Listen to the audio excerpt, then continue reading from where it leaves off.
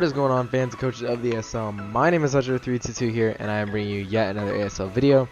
Today I have for you guys the ASL Season 4 Week 11. Not the ASL Season 4, the ASL Season 1 Week 11 weekly recap. And yeah, so one day late. It's here though, and yeah, just basically I'll give the rundown, and basically we're uploading Season 1 while we're uploading Season 4, just because we don't have like any recorded data of Season 1, so it's cool just to see it happen and see, because these matches are from like a year or two ago, so it's really cool to see like how some of the actual coaches that are still in the league played back then. But without further ado, let's go ahead and hop into this. So for the first match, we have Raver, coach of the Beast Mode Heirlooms, taking on Miguel, coach of the Los Angeles Eons. So Raver is packing a team of Mega Scizor, Latios, Heatran, Drapion, Suicune, and Jolteon. And Miguel's team is Gourgeist, Mew, Sneasel, Mega Beedrill, Zapdos, and Terrakion. So we're going to see Heatran lead out against the Mew, which both can be leading out with rocks, but Miguel's going to make the aggressive play and go for a Life Orb Earth Power, so not bad there to start off the match. Then out comes Gourgeist, is going to show off the Violite, so I'm really confused as to why we see a Violite on there, assuming I saw that correctly. Yeah, so I'm so, Raver must have had something up his sleeve, but Drapion is going to go for the knockoff into the Terrakion, which is very scary for Raver at this point, because this Terrakion is going to go for an X-Scissor, and Miguel is making all the right predictions at this point, and he's really in control, but he does have a hard time taking down this Gourgeist, as most people have throughout this season. And a Violite Heatran, that's a new one, gotta say. But Gourgeist is going to go for the Seed Bomb, getting out the Sneasel. Definitely what Raver wants to see. Get some chip racked up on it, plus can basically just decimate the Sneasel. Gonna be sitting at 26. Obviously, gonna get the burn. I mean, it's a Suicune. Gonna go for the knockoff, bring this Suicune down to 43.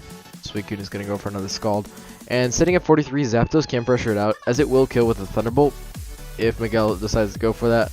Out comes Jolteon. Miguel's gonna make a very, very smart play, going for the Defog. And Raver's really on the back foot, something we have not seen from him this season. And Jolteon going for the Volt Switch, just trying to get some momentum, get out into the Drapion. Pretty much a hard counter to this Gourgeist. And gonna set up a substitute, and Miguel is gonna go for the Leech Seed, so definitely not expecting the sub. He expected the passive play from the Drapion. Now gonna go out is the Terrakion. And Raver is gonna go for the Poison Jab, does not want to give this thing another boost, and Terrakion is gonna be poisoned, so definitely sucks, especially if this Drapion does pack the Earthquake. But it does only have the Poison Jab, so Terrakion's going to get a kill on something that isn't named Scizor. So out comes the Suicune, and Raver is going to go for the Earthquake. It's going to do 22%. He can follow up with a close combat and does get rid of the Suicune. So this Terrakion has done a very good job of getting rid of Raver's Wall Core, as well as the Mew.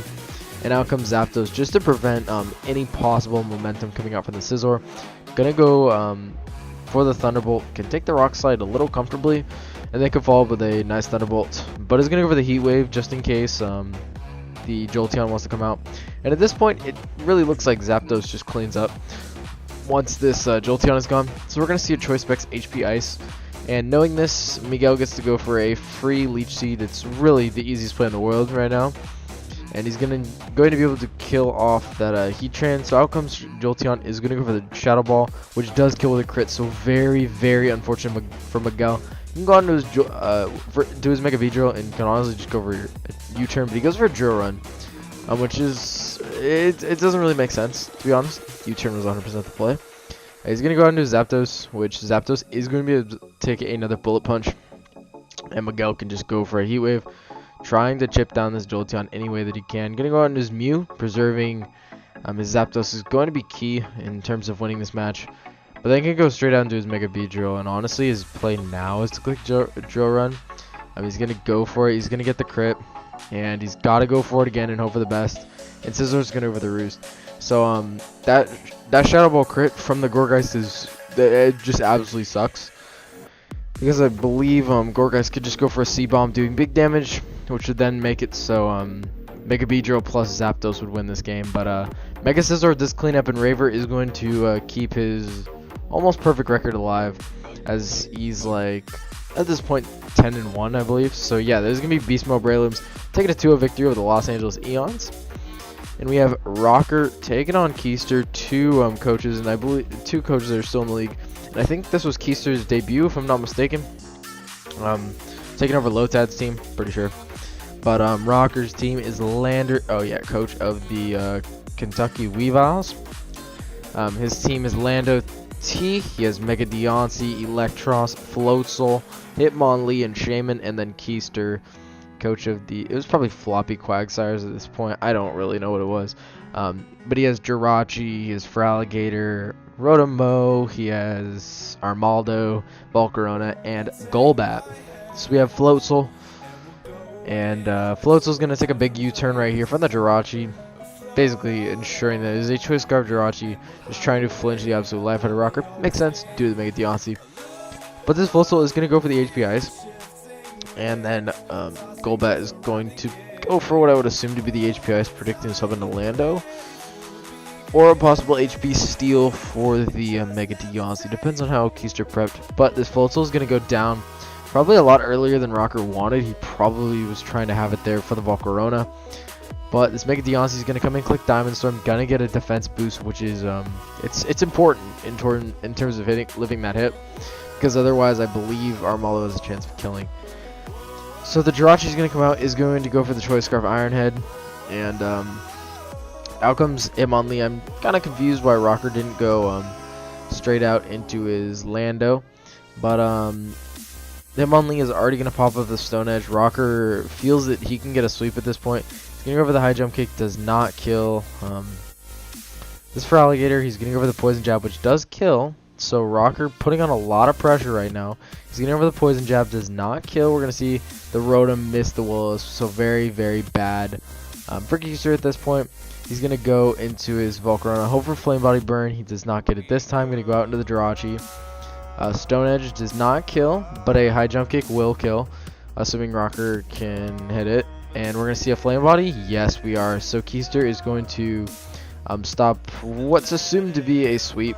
We're going to see the Stone Edge is not going to kill, so Golbat is going to get up a Roost. And now this Hitmonlee is kind of setup fodder. Well, it's kind of just Roost fodder, but Rocker did do a very good job of breaking down Keister's team.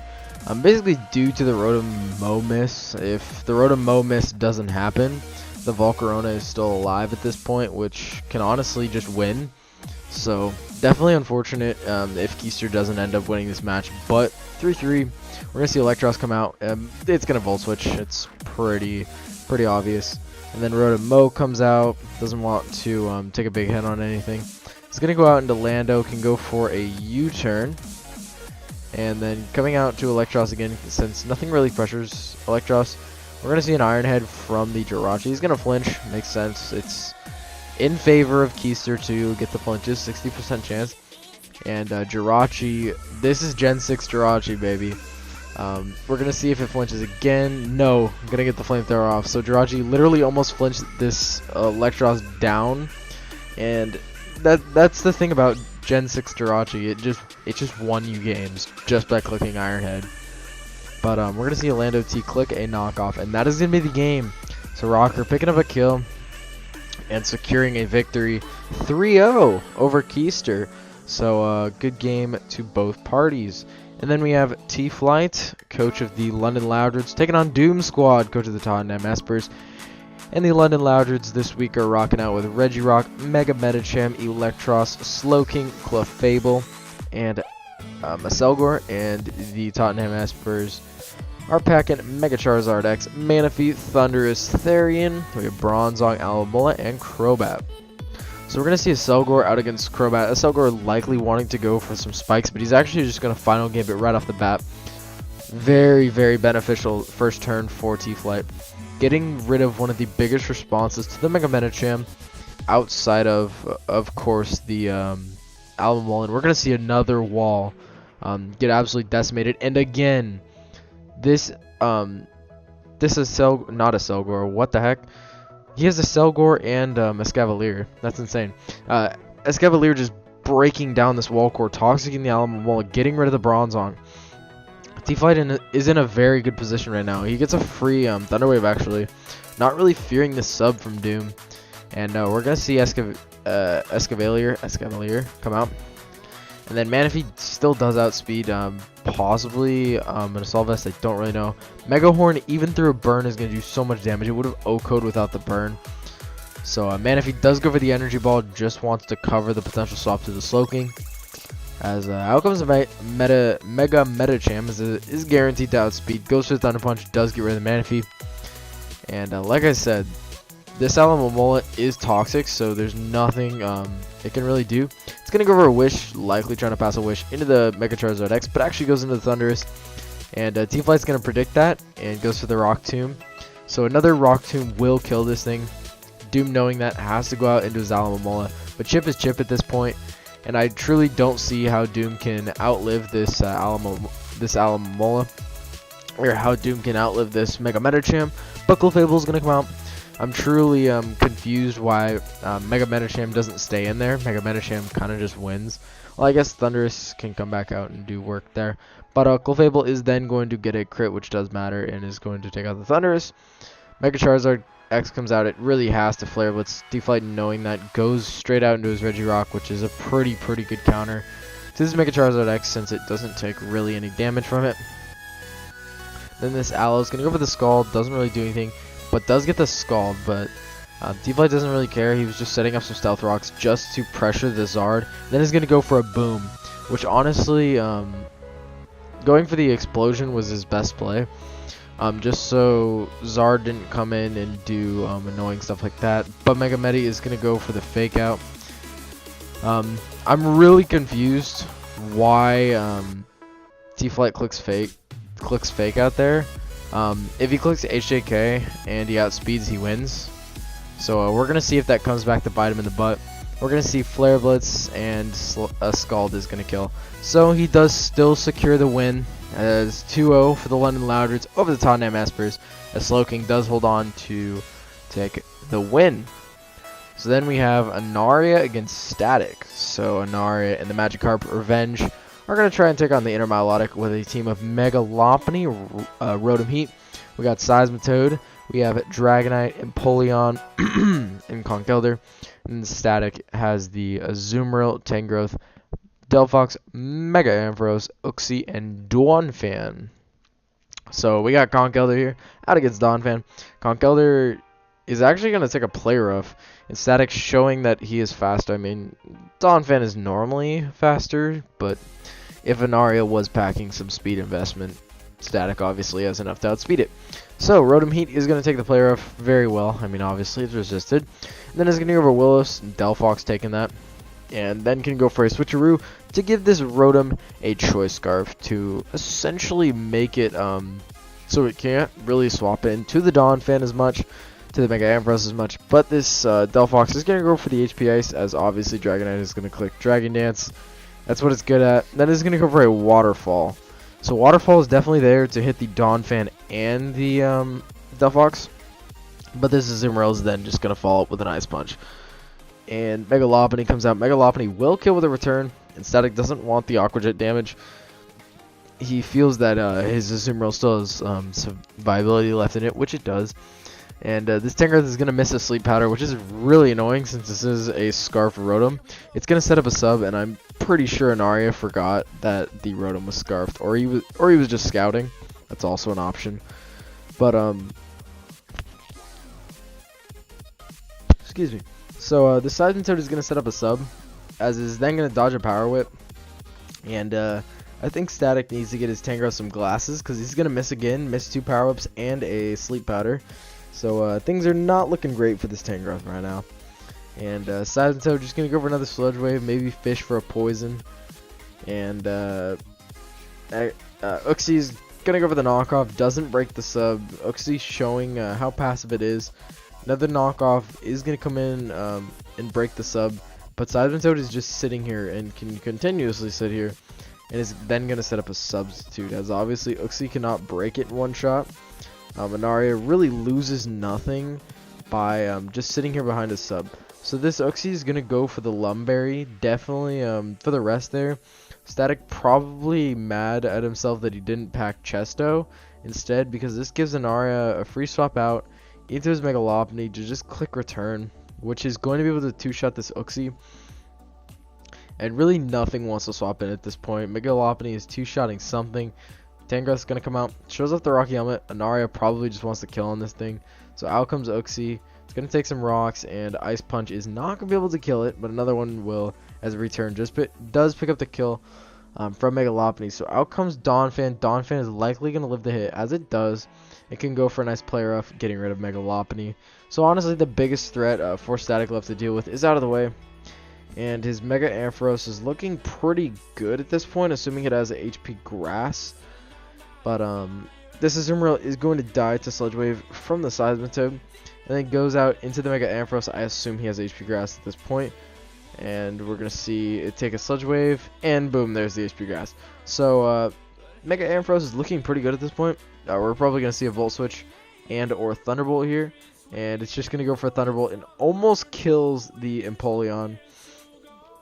And we're just going to have to see if Donphan can outspeed this Empoleon. Static has a chance.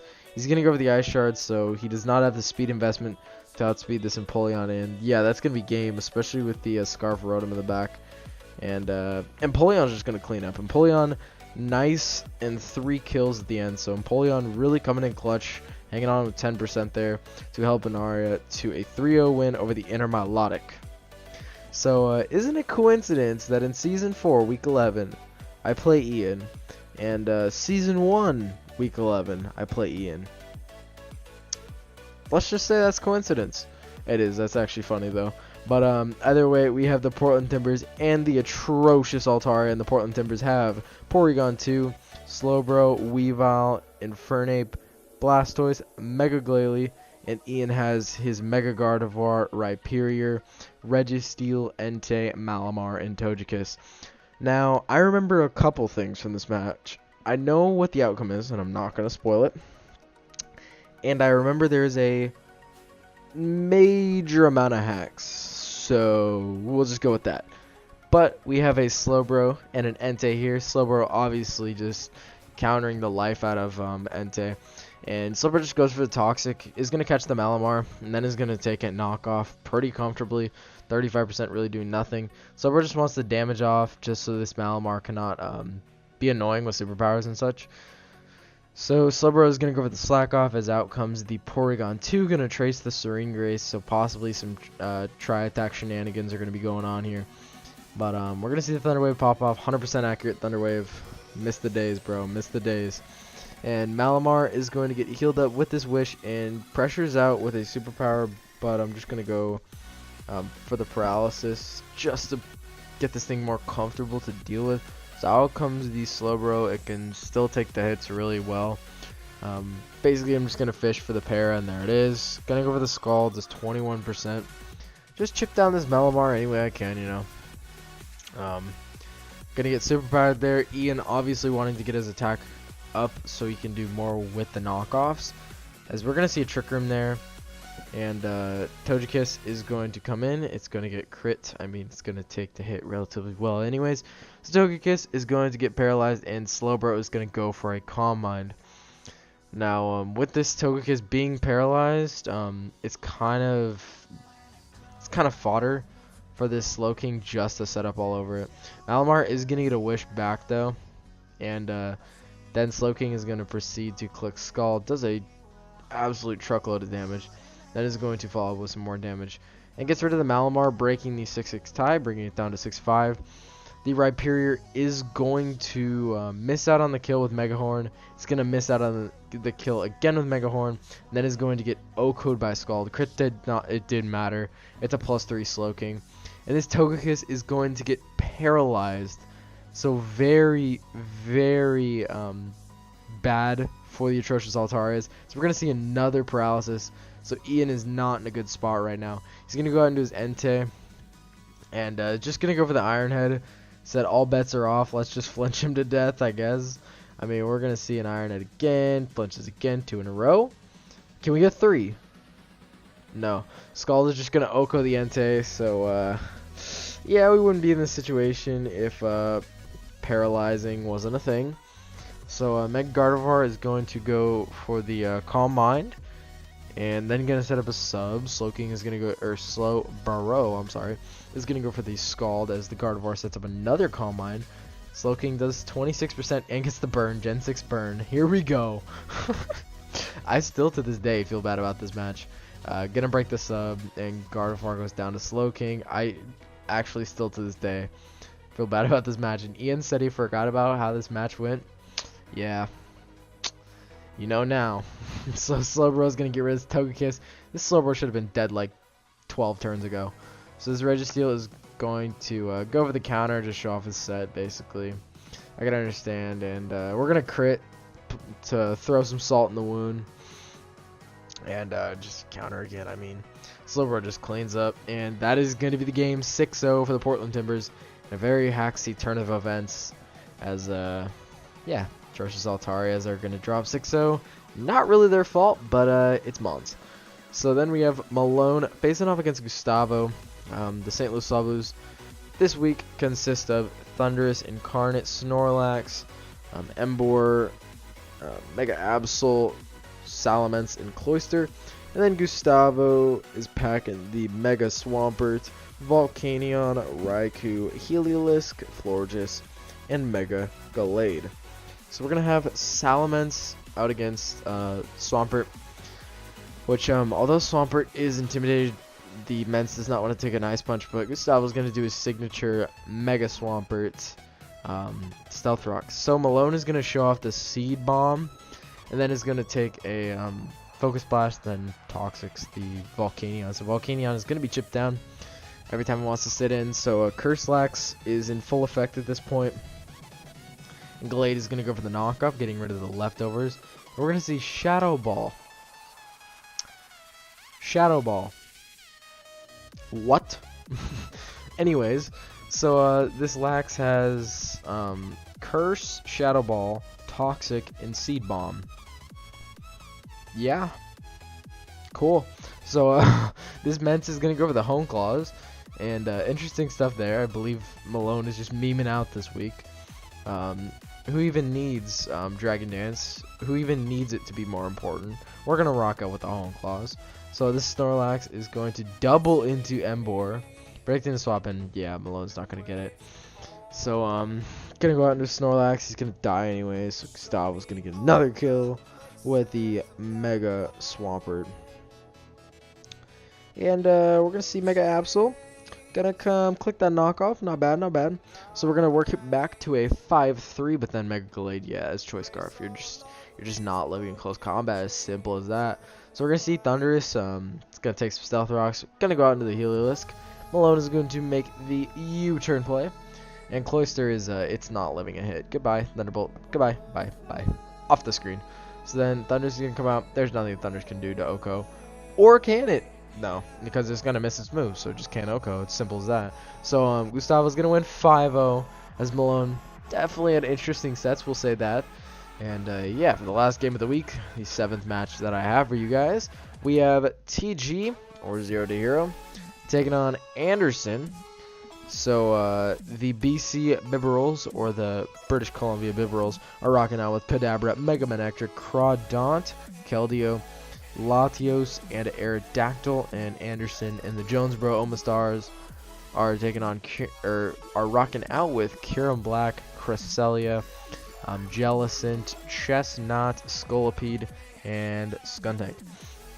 So we have Aerodactyl and Kyurem Black. Kyurem Black is definitely pressured here to take a Stone Edge. It's going to take one turn 1, and then is likely going to just Oko. So yeah, Anderson is just going to want to get rid of this Aerodactyl, likely predicting the Stealth Rocks, but TG does want to make the aggressive play. They can go out and do his Mega Manectric, which will kill with a Volt Switch, or he's actually just going to go for a Flamethrower there, so might not have killed. And Cress is going to go for a trick. I don't really know what Anderson was expecting there. Probably a Volt Switch into something, or it was just early Anderson plays, we'll call him that. And he's going to sack his Skuntank, so we're sitting at 5-5 here. Then Manectric is going to get a Substitute Pop, and then goes for the Volt Switch to go out into the Kadabra, which Kadabra can probably just Calm Mind all up on this thing. But we're gonna see a Dazzling Gleam as Crest is gonna claim a kill. Out comes Mega Man Electric, maybe having the Signal Beam. We're gonna see a Thunderbolt does live, and Anderson gets off a Moonblast. So basically showing he doesn't have healing this week. But his Crest put in a lot of work offensively. So we're gonna see a Protect from Scully. Makes sense because now Scolipede is gonna get a speed boost and then can kill this Mega Man Electric with a Poison Jab. And Scolipede looks pretty good to sweep at this point. Keldio's kind of low hit though.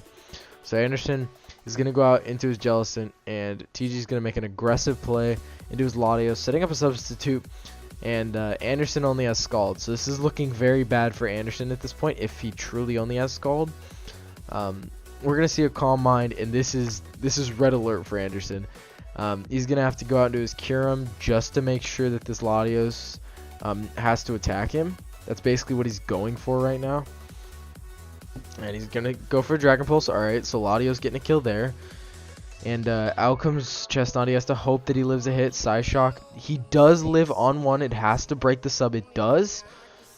And here comes an interesting decision from Anderson. We're going to see a sub. Chestnut. Oh, that's a bad. Oh, God. Oh, that's game. That's definitely game. Unless that Scolipede is Choice Scarfed, that is going to be game. Jelly going to take a Side Shock, not well, gonna go for the Scald. So sub is not broken here. We're gonna see a Side Shock, and it really comes down to whether the Scully is Sash, but he would have gone into it already. And Scully is Scully was Life Orb, never mind.